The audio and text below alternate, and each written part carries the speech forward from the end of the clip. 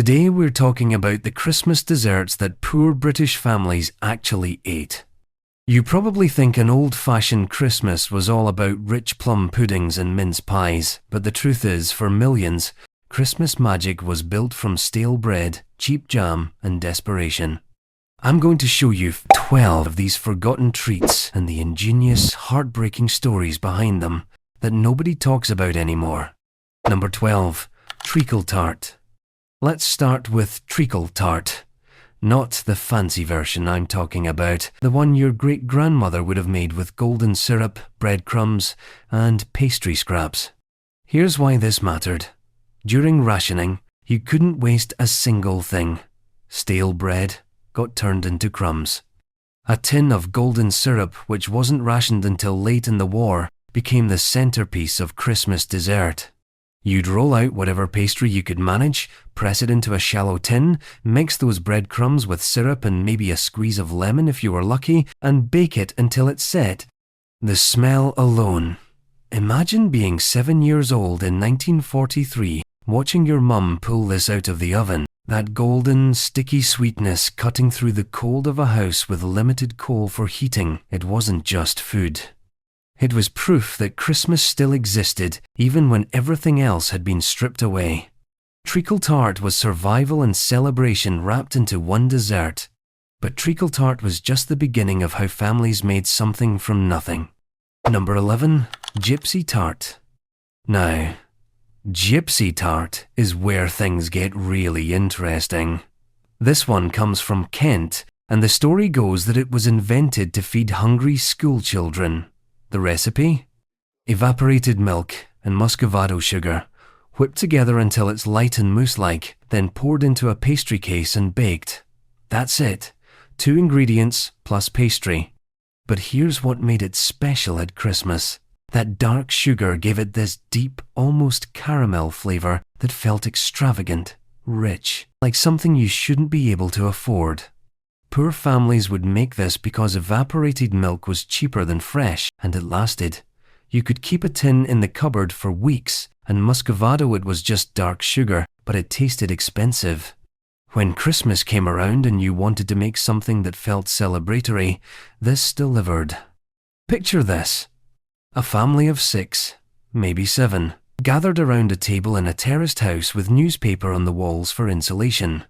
Someone brings out a gypsy tart, cuts it into careful slices, and for those few minutes, everyone forgets they're wearing 3 jumpers indoors because they can't afford to heat every room. But there's one dessert that showed up at almost every poor family's Christmas table, and it's probably sitting in your subconscious right now. Number 10. Jam Roly-Poly. Jam Roly-Poly. Sometimes called dead man's leg because of how it looked wrapped in cloth, and yeah, that's a bit grim. But poor families had a dark sense of humour about their food. Here's how you made it. Suet pastry rolled flat, spread with whatever jam you had, usually raspberry or strawberry if you were lucky, rolled up like a Swiss roll, then either steamed in a cloth or baked. When you couldn't afford butter, suet was the fat you used. It was cheap, available, and it made pastry that actually held together. At Christmas, this became something special by sheer virtue of having enough jam to spread across the whole thing. The rest of the year, you might have to be stingy with it, but December, you'd splurge. Pile it on thick. The emotional weight here is fascinating if you think about it. This dessert literally got its nickname because it looked like something wrapped for burial.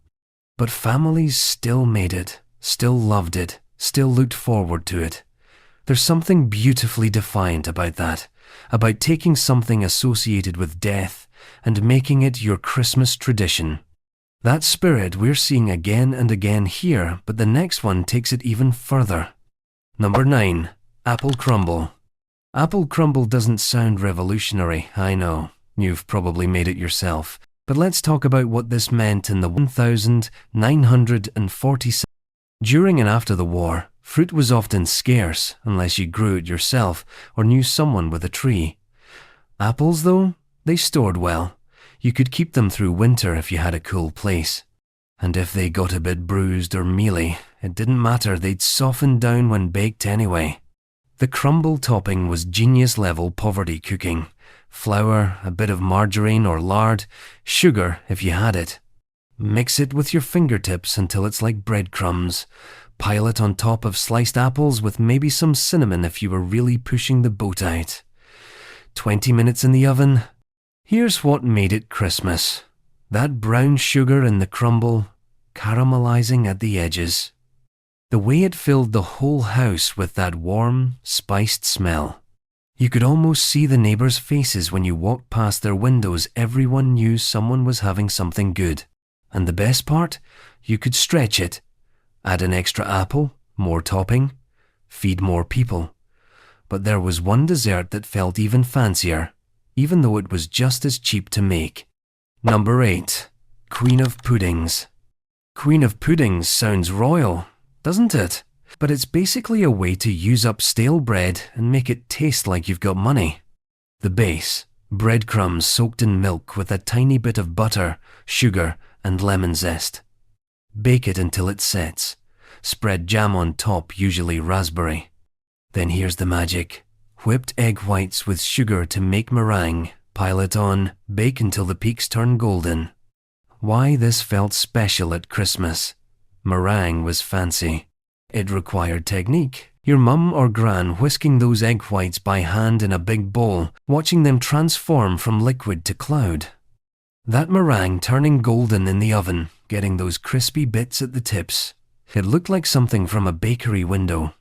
But underneath, it was bread. Imagine being the kid who got to lick the spoon after the meringue was made. That sugar rush, that feeling of being included in something important. These weren't just recipes, they were rituals. Ways of passing time together when you couldn't afford to go anywhere or do anything else. This next one though, it's possibly the most British dessert ever created. Number 7. Victoria Sponge. Now, Victoria Sponge at Christmas might seem odd, it's more of a summer tea thing, right? But hear me out. For poor families, a proper Victoria Sponge was something you only attempted at Christmas because you needed 4 eggs, actual butter, self-raising flour, and enough sugar to make both the cake and sweeten the jam filling. That was a serious investment. But here's what it represented. Normalcy. Aspiration.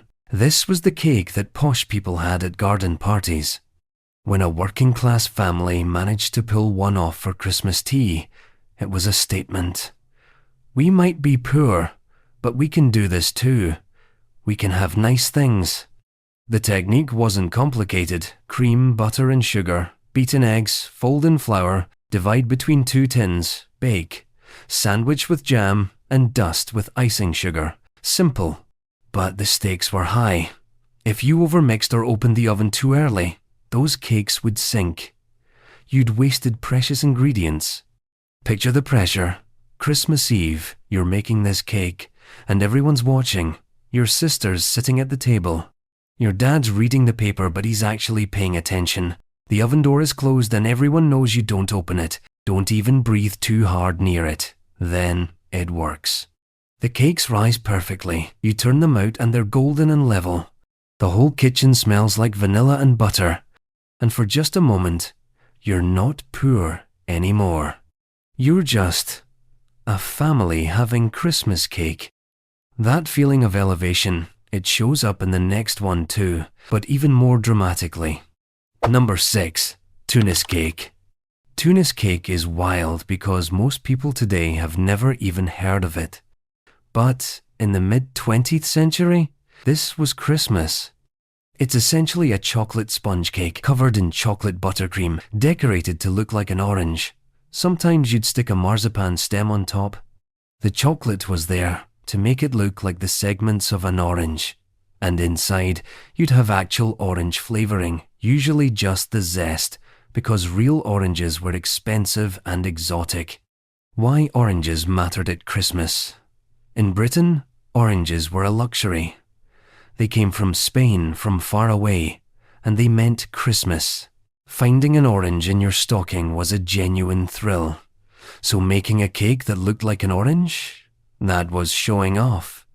That was creativity under constraint. Poor families would save up to buy cocoa powder, make the cake, cover it in buttercream, and score lines in the chocolate to make it look segmented.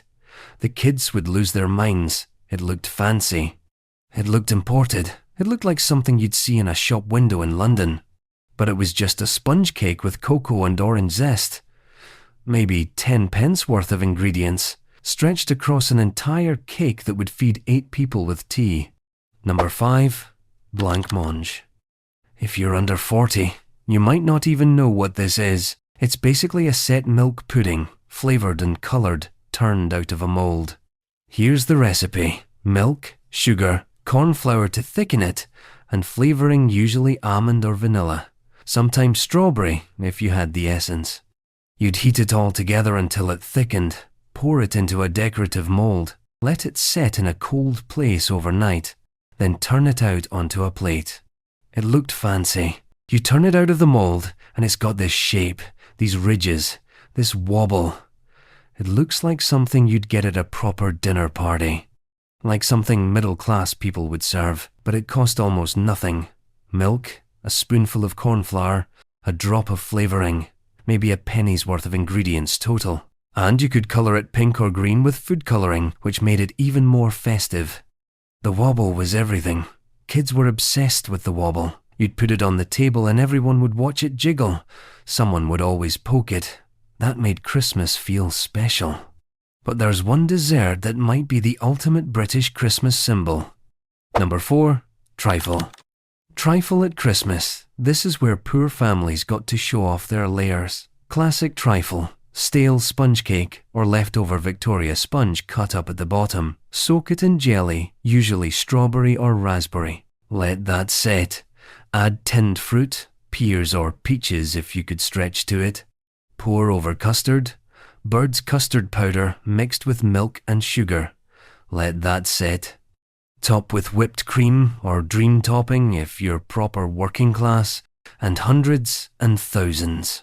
This dessert is a masterpiece of making old things new. That sponge at the bottom, yesterday's cake. The jelly costs nothing. The custard, powder and milk.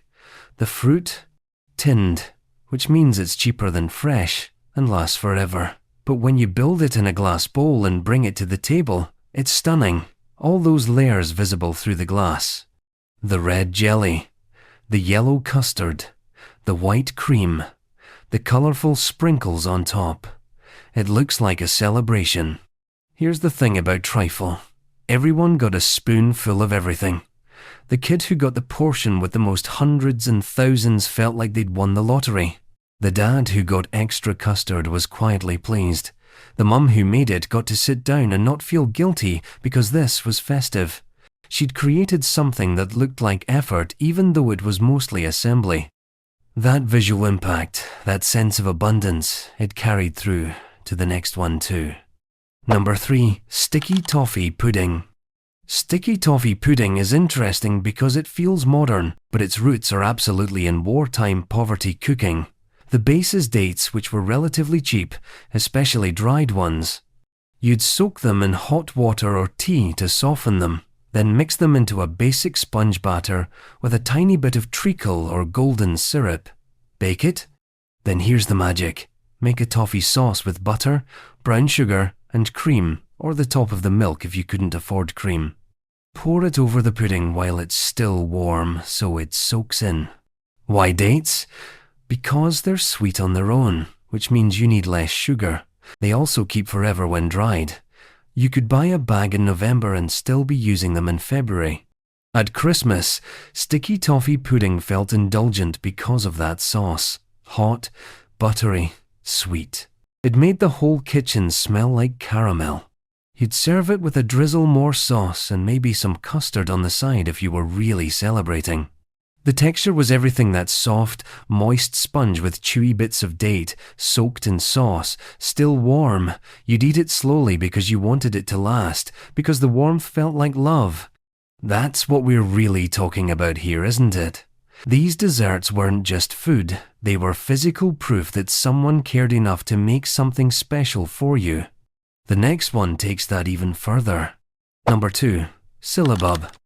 Syllabub is absolutely wild if you've never encountered it. It's basically boozy whipped cream turned into a dessert. Traditional recipe: cream, sugar, white wine or sherry, lemon juice. You whip it all together until it's light and fluffy and holds soft peaks. Serve it in glasses. That's it. Now, for poor families, this was a Christmas-only dessert because you needed alcohol and you needed cream. But here's the clever bit. You could use the cheapest cooking sherry.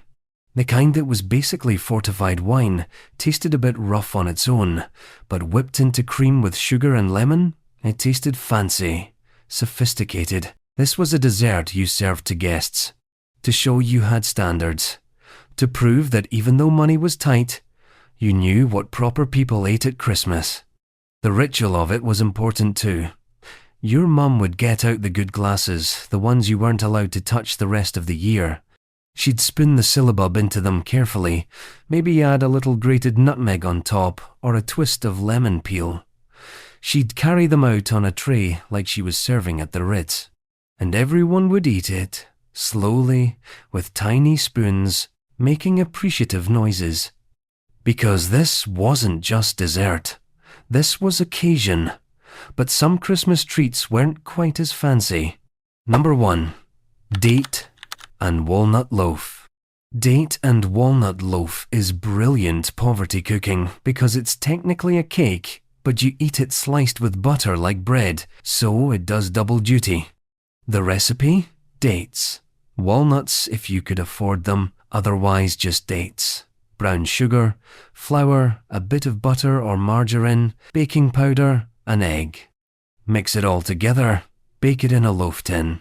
What you get is this dense, dark, slightly sticky cake that keeps for days. Why this mattered at Christmas?